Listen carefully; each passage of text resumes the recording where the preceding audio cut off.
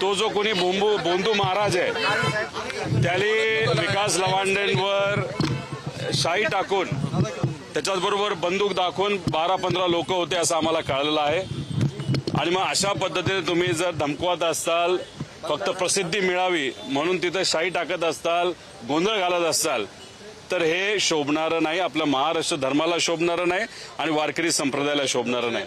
खरं तर वारकरी संप्रदायामध्ये असणारे सर्व मान्यवर महाराज, हबप आणि सामान्य लोकांना मला विचारायचंय की जे खरे वारकरी संप्रदायाचे लोक असतात, जे खऱ्या अर्थाने संतांचा विचार पुढे घेऊन जाणारे लोक असतात, अशा खालच्या लेवलला शिव्या देत असतात का हो?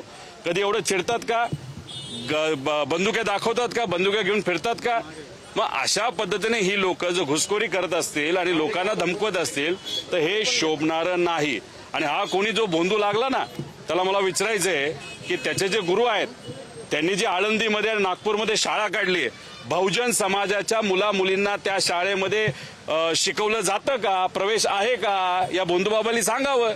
त्याच्याच बरोबर तुम्ही महात्मा फुले असतील, क्रांतीज्योती सावित्रीबाई फुले असतील, ज्याच्यासाठी लढल्या की सामान्य लोकांना, सर्वसामान्य लोकांना, बहुजन समाजाच्या मुला मुलींना शिक्षण मिळावं, आणि मग आजच्या काळामध्ये बहुजन समाजाला शाळेत तिथं जाऊन दिलं जात नसेल आणि याला तू गुरु मानत असतील आणि इथं येऊन आम्हाला शिकवत असतील, हे महाराष्ट्राच्या विचाराला परवडणारं नाही, शोभणारं नाही।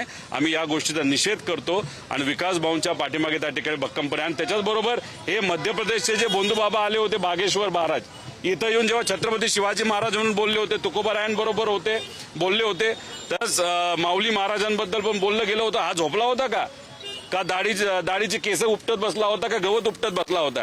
त्यामुळे उगाच शहाणपण दाखवण्यासाठी, कुठेतरी आत्मविमोही होण्यासाठी आणि हे प्रतिगामी विचाराचं जे कोणी नेते असतील त्यांच्याकडनं बक्षीस मिळवण्यासाठी असं जर वागत असतील तर हे योग्य नाही, बरं नाही। आंदोलन सुरू आहे, पोलिसांकडून गुन्हा दाखल करण्याची प्रक्रिया। अहो तुम्ही मला सांगा, अजितदादा पवार जे महाराष्ट्राचे उपमुख्यमंत्री होते त्यांच्याबद्दल आम्ही, त्यांचा जी घटना घडली त्याबद्दल FIR करा अशी विनंती केली, झाली का या महाराष्ट्रामध्ये मान्य? एवढ्या मोठ्या नेत्याच्या बाबतीत जर असं होत असेल तर सामान्य लोकांचं काय? गेल्या काही दिवसांमध्ये ज्या मुलींवर, चिमुरड्यांवर त्या ठिकाणी तिथं अत्याचार झाले, काही लोकांना त्याच्या मुलींना मारण्यात आलं, तिथं सुद्धा त्या सर्व लोकांचं हेच म्हणणं आहे की आम्हाला ज्या पद्धतीचा न्याय मिळाला पाहिजे तो न्याय मिळत नाही। श्रीमंताचा आणि पैशावाल्यांना न्याय आणि सामान्य लोक, विचारासाठी लढणारे जे लोक आहेत ते मात्र त्या ठिकाणी तासनतास पोलीस स्टेशनला जाऊन बसतात आणि मग तिथं पोलीस सांगतात हेच घ्या आणि तेच घेऊ नका। अरे हे कोण सांगणार आहे? FIR आम्ही दाखल करणं, आमचं म्हणणं त्या ठिकाणी मांडणं हा आमचा अधिकार आहे। FIR दाखल करून घेणं ती त्यांची ड्युटी आहे।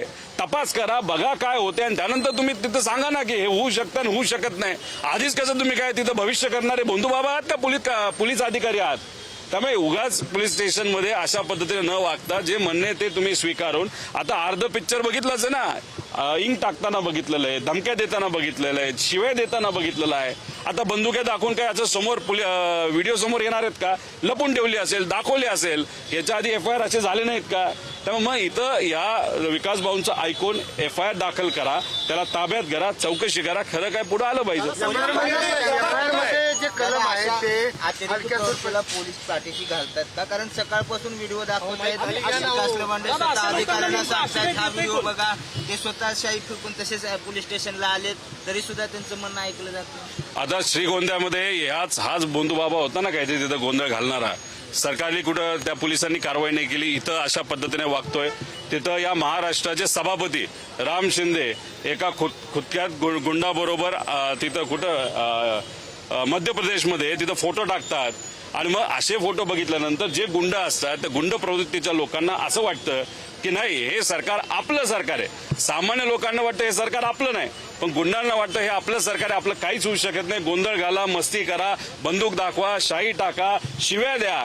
आता एक कुठला तरी आमदार आई बहिणीवरनं शिव्या देतो अक्षरशः खालच्या लेवलला जाऊन, त्याच्यावर तिथं कारवाई होत नाही आणि मग सामान्य व्यक्ती एखाद्या FIR करायला गेला, तुम्ही तिथं ऐकून घेत नाही, कलम टाकत नाही, मग पोलिसांनी काय करायचं? फक्त VIP लोकांना प्रोटेक्शन, सिक्युरिटी द्यायचं आणि मग सामान्य लोक मात्र वाऱ्यावर।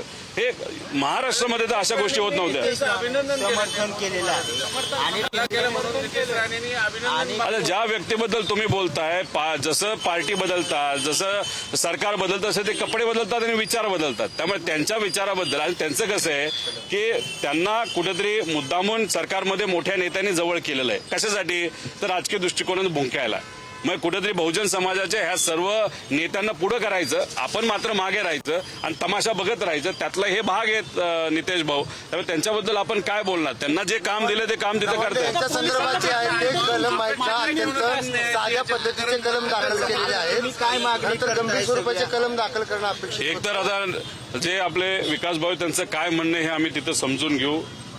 पुढं काय करायचं, कसं आम्ही वकिलांशी सुद्धा बोलू आणि पोलिसांचं काय मत आहे हे तिथं समजून घेऊ आणि मग पुढे काय करायचं हे आपल्याला सांगतो.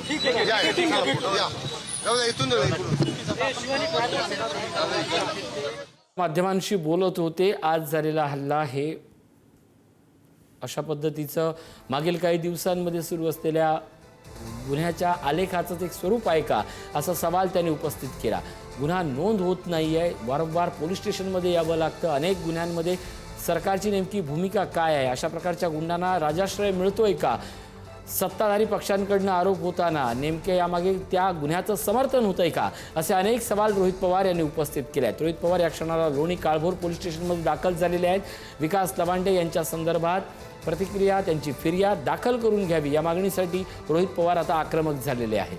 अर्थात माध्यमांशी बोलताना मागील काही दिवसांचा संदर्भ देत रोहित पवार यांनी पुन्हा एकदा सत्ताधाऱ्यांवर कडाडून हल्लाबोल चढवलेला आहे.